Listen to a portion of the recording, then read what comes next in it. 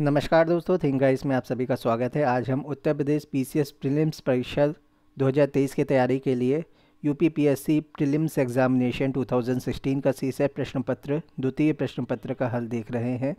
इसमें हम अध्यायवार विश्लेषण के साथ व्याख्या के साथ हम इन चीज़ों को देखेंगे। अगर आपको ये वीडियो अच्छी लगती है तो इसको लाइक कीजिए, चैनल को सब्सक्राइब कीजिए, बेल आइकन बटन दबाना मत भूलिएगा। हमारा टॉपिक है इंटरपर्सनल एंड कम्युनिकेशन स्किल, अंतर्वैयक्तिक एवं संचार कौशल। पहला प्रश्न है, an officer throws his pain on his table during a meeting, this shows his. अगर कोई अधिकारी मीटिंग के दौरान अपनी लेखनी यानी पेन को मेज पर पटक करके प्रकट करता है, वो उसका क्या होता है? वो क्रोध प्रकट करता है, एंगर को। बाकी ऑप्शन है टायर्डनेस थकावट को, डिसइंटरेस्ट अरुचि को, कन्फ्यूज़न उलझन को। व्याख्या देख लेते हैं। कोई अधिकारी मीटिंग के दौरान अपनी लेखनी मेज पर पटक करके अपने क्रोध को प्रकट करता है। अगला प्रश्न है, in which of the following kinds of communication leadership roles first emerge. तो लीडरशिप रोल किस तरह के कम्युनिकेशन में सबसे पहले इमर्ज होकर के आता है? अधोलिखित में से किस प्रकार के संप्रेषण में नेतृत्व भूमिकाओं की उत्पत्ति सर्वप्रथम होती है? स्मॉल ग्रुप कम्युनिकेशन में, लघु समूह संप्रेषण में नेतृत्व भूमिकाओं की उत्पत्ति सर्वप्रथम होती है। बाकी क्या ऑप्शन है? इंट्रा पर्सनल कम्युनिकेशन, अंतः वैयक्तिक संप्रेषण। तो इसमें इंटरपर्सनल नहीं है, इंट्रा पर्सनल है, ये ध्यान रखिएगा। डायरेक्ट कम्युनिकेशन, द्विकीय संप्रेषण। वर्चुअल रियलिटी कम्युनिकेशन, आभासी यथार्थ संप्रेषण। ये तीनों गलत है। अगला है, the most important interpersonal skill of a person to work with others his. किसी व्यक्ति में दूसरों के साथ काम करने का सर्वाधिक महत्वपूर्ण अंतर्वैयक्तिक कौशल है। क्या है ये? एबिलिटी। उसकी क्या है? एबिलिटी, योग्यता। बाकी ऑप्शन है अवेलेबिलिटी उपलब्धता, स्टेटस स्थिति, पावर शक्ति। ये तीनों गलत हैं। किसी व्यक्ति में दूसरों के साथ काम करने की योग्यता सर्वाधिक महत्वपूर्ण अंतर्वैयक्तिक कौशल है। अगला प्रश्न है, usually in your talks with coworkers you. अपने सहकर्मियों के साथ आप वार्तालाप के दौरान साधारणतः आप क्या करते हैं? आप स्माइल करते हैं, ऑन करेक्ट टाइम, सही समय पर मुस्कुराते हैं। बाकी के ऑप्शन है, आर ग्रेव गंभीर रहते हैं, आर स्माइलिंग मुस्कुराते रहते हैं, smile in support of their views उनके विचारों के समर्थन में मुस्कुराते हैं। ये सब नहीं करते आप, सही समय पर मुस्कुराते, स्माइल ऑन करेक्ट टाइम। अपने सहकर्मियों के साथ वार्तालाप के दौरान साधारणतः आप सही समय पर मुस्कुराते। इससे वार्तालाप न केवल सौहार्दपूर्ण बनता है अपितु वार्ता में आपकी सक्रिय सहभागिता भी प्रदर्शित होती है।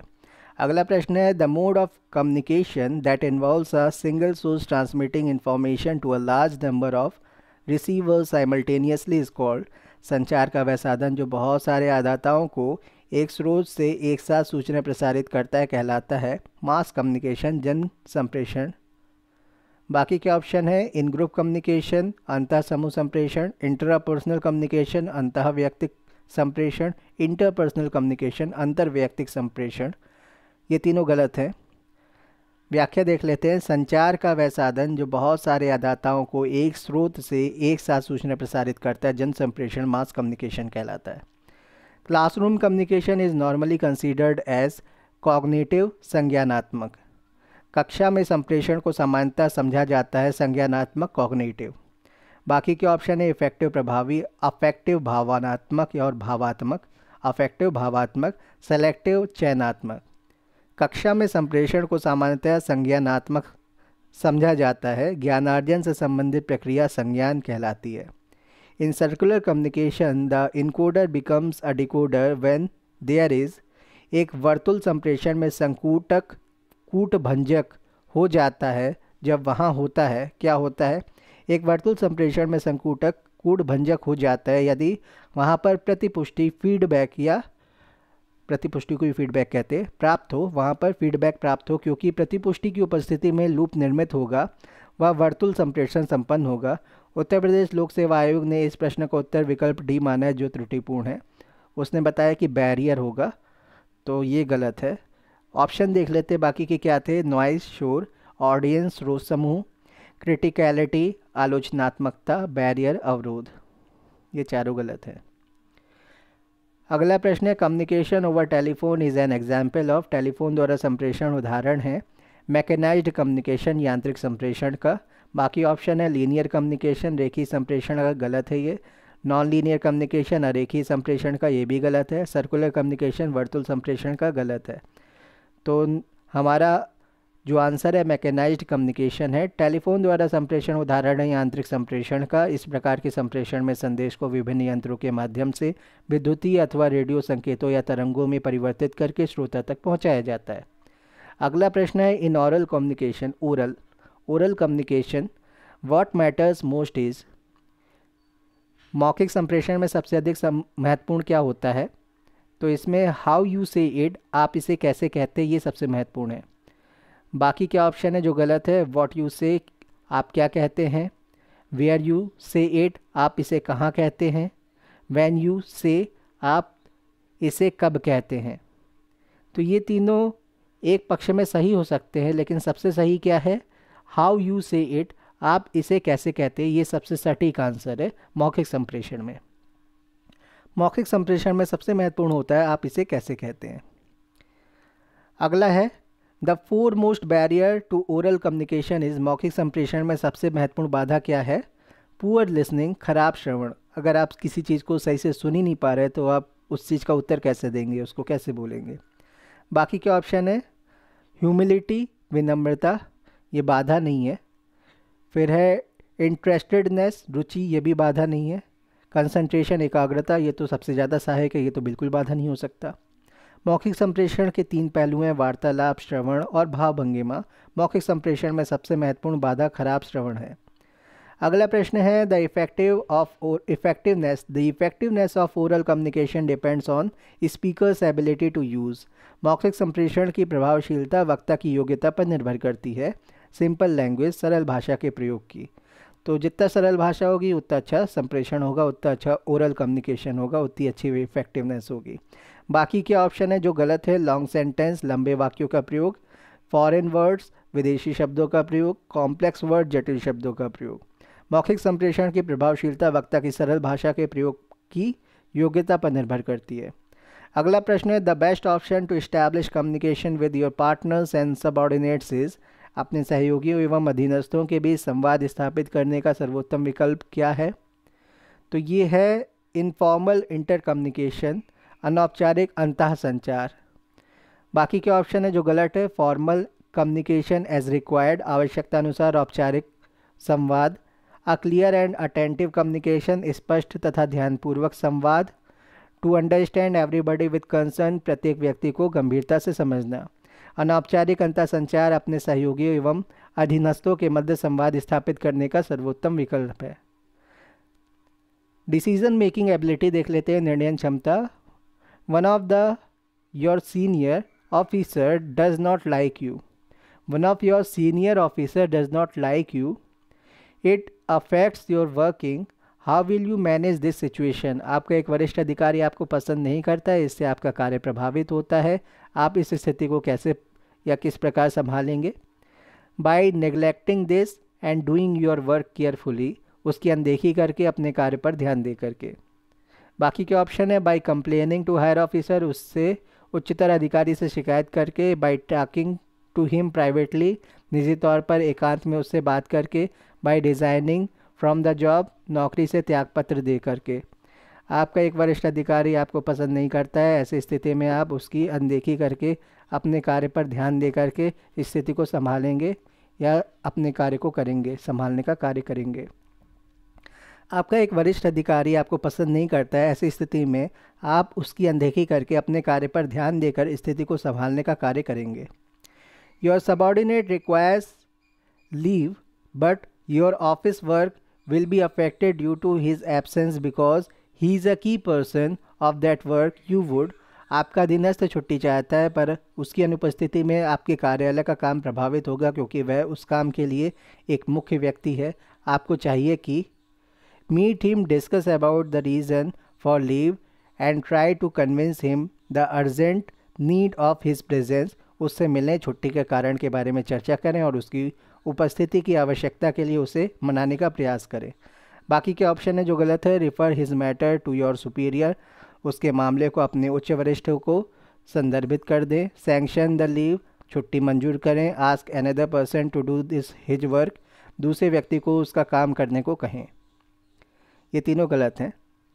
व्याख्या देख लेते हैं। उपर्युक्त परिस्थिति में यही अपेक्षित होगा कि आप अपने अधीनस्थ से मिलकर छुट्टी के कारणों के बारे में चर्चा करें और उसे उपस्थिति की आवश्यकता के लिए मनाने का प्रयास करें। अगला है which one of the following statement are true about decision making. निर्णय के बारे में निम्नलिखित कथनों में से कौन सा सही है? तो इसमें है बी आंसर सही है, पहला और दूसरा। It is an act of determining a course of action, यह कार्रवाई को निर्धारित करने का काम है। It means choosing one alternative from among various alternatives, इसका अर्थ है विभिन्न विकल्पों में से एक विकल्प को चुनना।